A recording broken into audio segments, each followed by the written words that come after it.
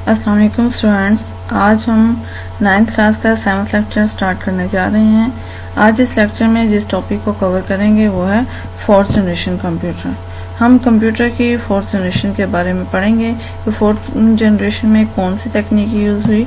Students, मैं आपको बताती चलूँ कि 4th जनरेशन में जिस टेक्नोलॉजी की बात करेंगे हम वो है माइक्रो प्रोसेसर्स।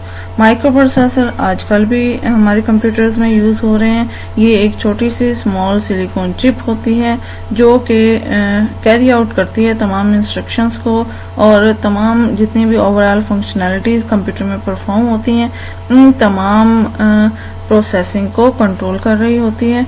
तो micro processor is a complete processing circuitry on a chip. Micro processor क्या है? ये एक कंप्लीट प्रोसेसिंग सर्किटरी है on a chip.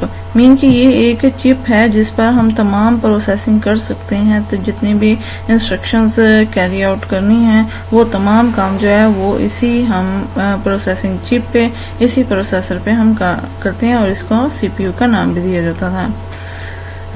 Ted Hoff ने प्रोड्यूस किया था इसे। टेड होफ ने 1971 में, जो कि इंटेल के लिए था, वो प्रोसेसर जो था, पहला प्रोसेसर इंटेल के लिए 1971 में टेड होफ ने इन्वेंट किया था, प्रोड्यूस किया था और उसका नेम जो उसने रखा था वो इंटेल 4004 जो था उसका नेम था। माइक्रो प्रोसेसर क्या था? इसका साइज जो था लेस देन 1 स्क्वायर इंच था। ये मिलियंस ऑफ इलेक्ट्रॉनिक सर्किट्स पर मुश्तमिल होते थे।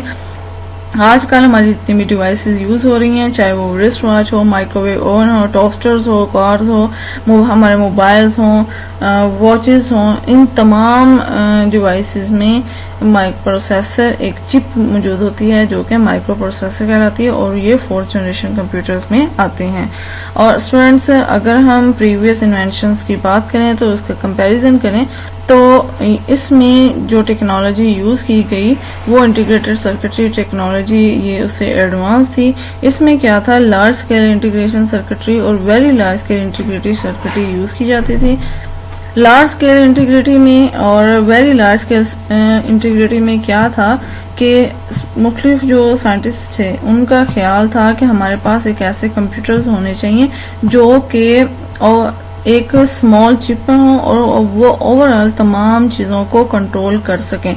तो हमारे पास पहले जब मुख्तलिफ जनरेशन्स की बात की तो हमें मुख्तलिफ डिवाइसेस जो थी वो कंप्यूटर के साथ अटैच करनी पड़ती थी, लेकिन जब माइक्रो प्रोसेसर्स आए तो इन्होंने इंटीग्रेट कर दिया मुख्तलिफ डिवाइसेस को एक सिंगल चिप में और वही सिंगल चिप जो है मल्टीपल प्रोसेसिंग के लिए इस्तेमाल होने लगी।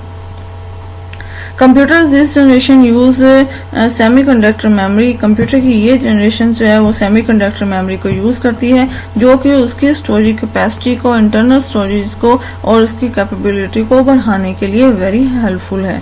और इसके अलावा ये बहुत ज़्यादा हाई स्पीड प्रोसेसिंग परफॉर्म करती है। और इंटरनल स्टोरेज, इसमें बहुत ज़्यादा जो है इंटरनल स्टोरेज मेमोरी होती है और इसके अलावा इसका स्मॉल साइज होता है। मीन के हमारे पास एक चिप की फॉर्म में एक ऐसी चीज़ हमारे सामने आई जो कि तमाम प्रोसेसिंग परफॉर्म कर सकती है, इंस्ट्रक्शंस को कैरी आउट करवा सकती है one device to another device. और इसके अलावा हमें मुख्तलिफ डिवाइसेस को अटैच करने की साथ ज़रूरत नहीं पड़ती। एक मेमोरी स्टोरेज डिवाइस मदरबोर्ड के ऊपर इस प्रोसेसर चिप को जो है वो यूज़ किया जाता है, उसको इंस्टॉल किया जाता है, उसके ऊपर मदरबोर्ड के ऊपर जो अटैच किया जाता है। देन जो है हमारे आजकल जितने भी कंप्यूटर्स हैं वो भी माइक्रो प्रोसेसिंग चिप पर मुश्तमिल है। अगर 4th जनरेशन में जो कंप्यूटर यूज़ हो रहे हैं उनकी बात करें तो एप्पल मैकनिटॉच और IBM PC और एप्पल मैकनिटॉच जो थे ये दो कंप्यूटर्स जो कि 4th जनरेशन कंप्यूटर की एग्जांपल में आते हैं।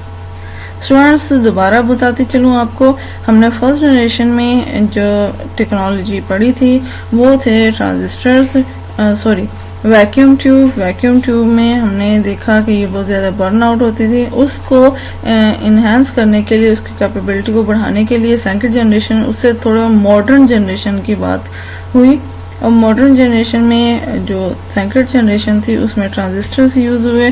ट्रांजिस्टर्स जो थे वो 200 ट्रांजिस्टर्स जो थे 1 वैक्यूम ट्यूब के इक्वल होते थे और ये 40 टाइम फास्टर जो है वर्कआउट करते थे। इसका साइज़ भी कम था और इसके अलावा ये ज़्यादा हाई स्पीड के साथ जो है कोई भी प्रोसेसिंग परफॉर्म कर सकते थे।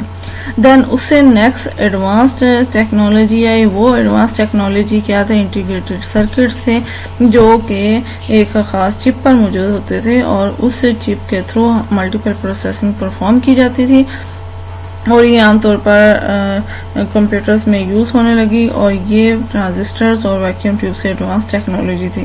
फ्रेंड्स, उसके बाद उस टेक्नोलॉजी के बाद जो नेक्स्ट मॉडर्न टेक्नोलॉजी आई वो माइक्रो प्रोसेसर्स थे।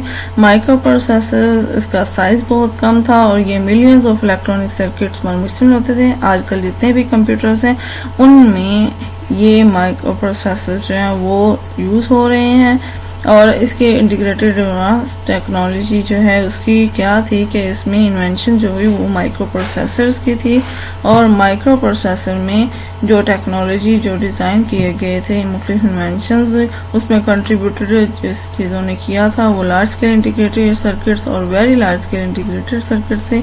इस बना पे कंप्यूटर की स्पीड बहुत ज़्यादा तेज़ हो गई, उसकी इंटरनल मेमोरी की स्पीड तेज़ हो गई। इसके अलावा उसका स्मॉल जो साइज़ था वो बहुत ज़्यादा स्मॉल हो गया लेकिन वो हाई प्रोसेसिंग जो है वो परफॉर्म कर सकता था। सो स्टूडेंट, ये था आज का हमारा लेक्चर। Thank you.